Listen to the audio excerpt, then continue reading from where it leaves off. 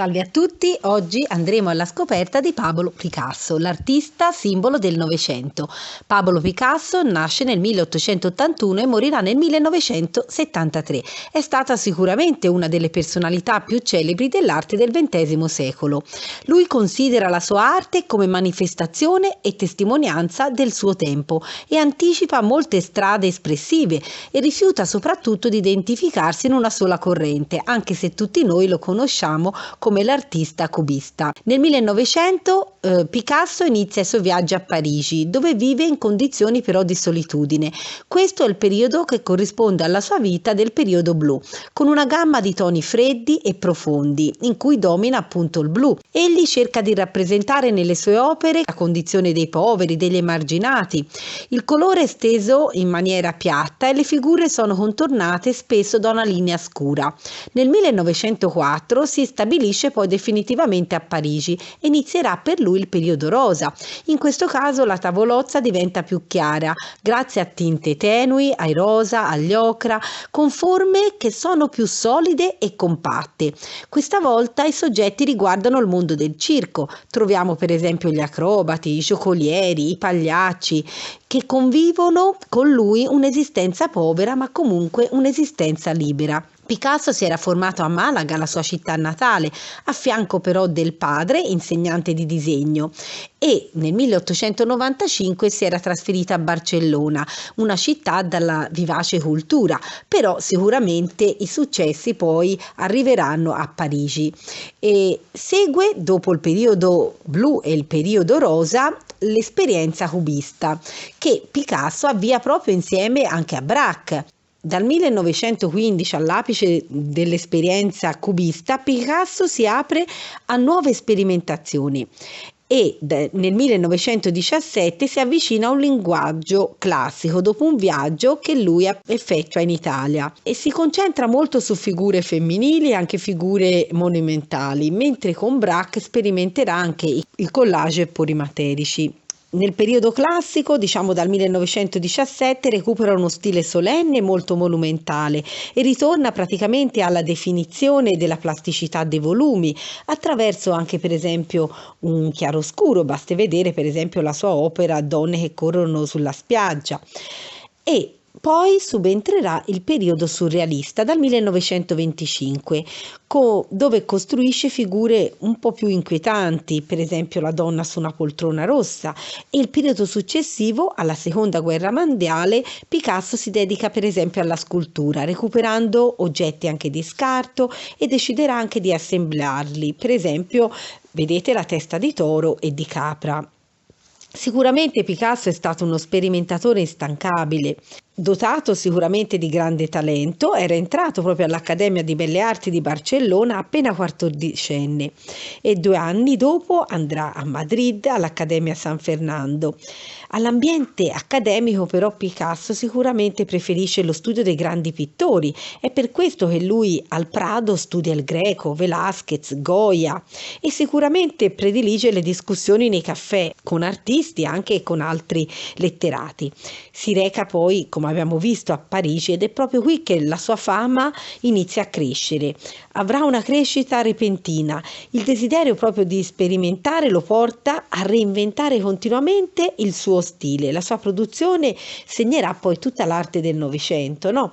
E abbiamo visto come dal periodo blu di malinconia e tristezza, dove rappresenta umili e emarginati, il mondo anche della sofferenza, si passerà al periodo rosa e poi al periodo classico. Lo stile più solenne, abbiamo detto, è monumentale, fino ad arrivare alle forme che si avvicinano al surrealismo. Di Picasso però quello che mi preme raccontarvi è sicuramente l'opera più rappresentativa, che è Guernica. Credo sia l'opera veramente più rappresentativa del Novecento e rappresenta il bombardamento della città di Guernica da parte dell'aviazione nazista avvenuto nel 1937.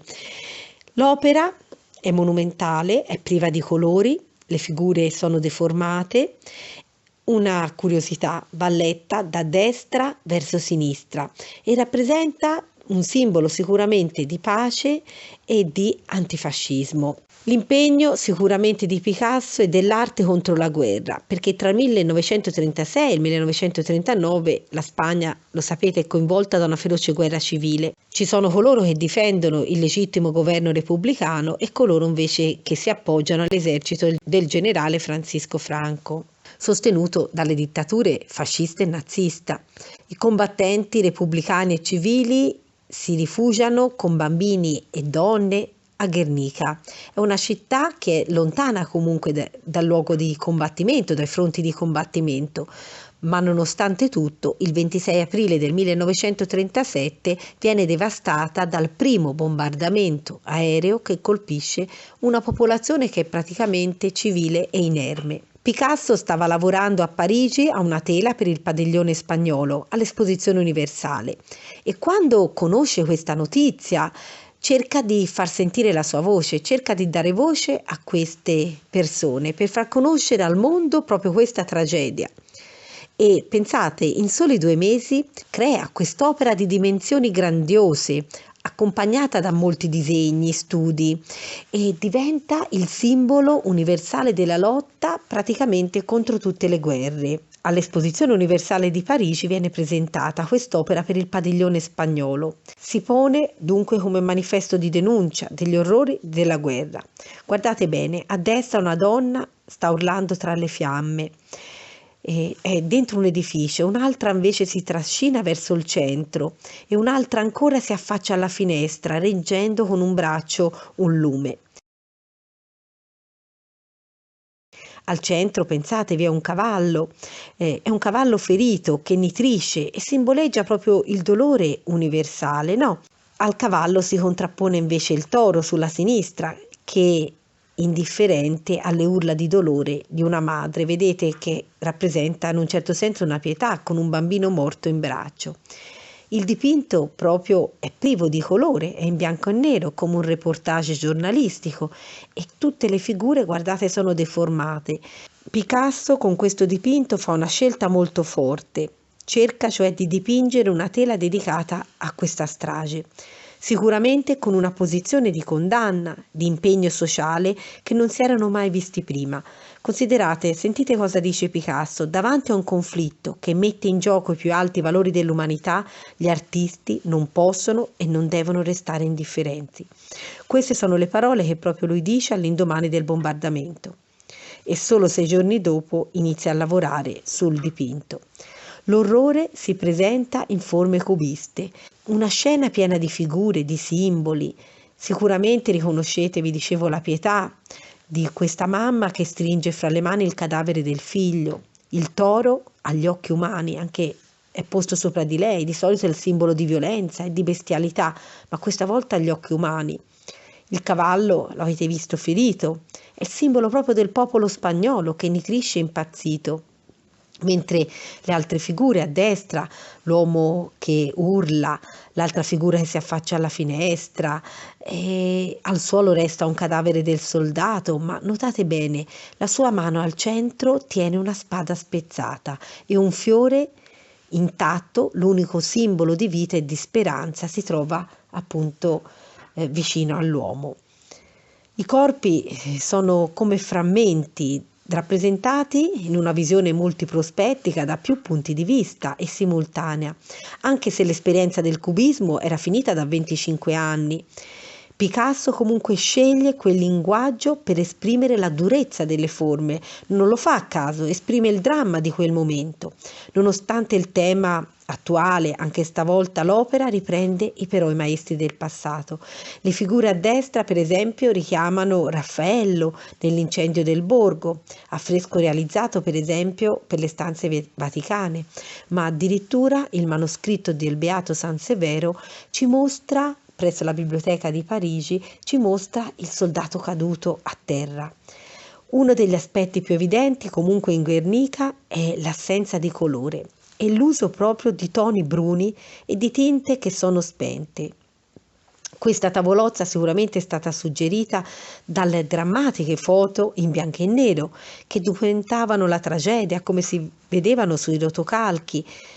È come un reportage di guerra e è probabile che comunque Picasso abbia scelto anche il non colore per evocare la morte e la perdita di speranza, dato che invece la varietà cromatica, il colore, esprime generalmente una vitalità. L'unica zona chiara è quella, guardate poi, della lampada centrale che illumina lo spazio circostante.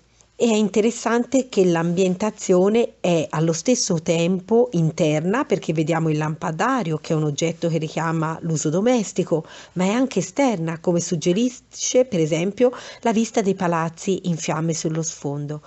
Questa simultaneità della visione non solo è un elemento tipico, abbiamo visto, del linguaggio cubista, ma anche è un modo per rendere l'orrore, proprio la tragicità del bombardamento che all'improvviso distrugge palazzi, offrendo alla nostra vista proprio l'intimità domestica che viene in questo caso violata. Vi aspetto alla prossima curiosità d'arte per prepararvi alla maturità. E se il video vi è piaciuto, lasciatemi un like, un commento, un saluto, e questo aiuterà l'algoritmo a rendere i miei contenuti più visibili. Grazie, ciao ciao, buono studio!